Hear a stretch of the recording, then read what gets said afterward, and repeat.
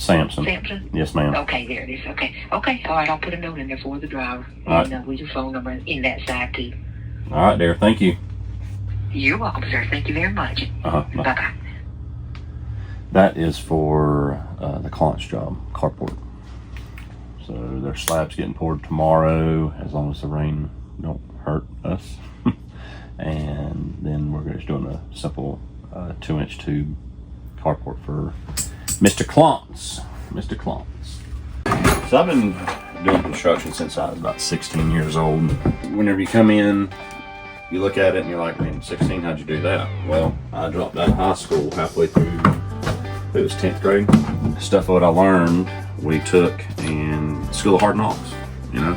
And by doing it that way, it teaches you some respect for the work itself, understanding. It's not something that you just go to school for. Can you go to school for this? Yes, you can, but it's one of the things you learn best by doing it. We build a little bit differently than others.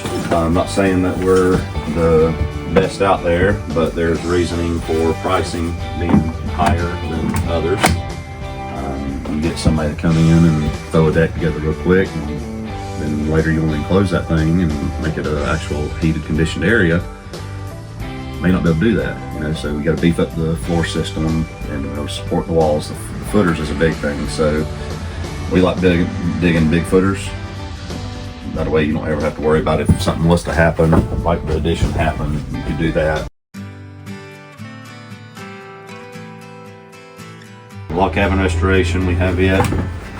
There's a lot that goes into that. Cabin restoration, you know, there's a lot. But it's something that I enjoy doing. Not many people know how to do it the proper way.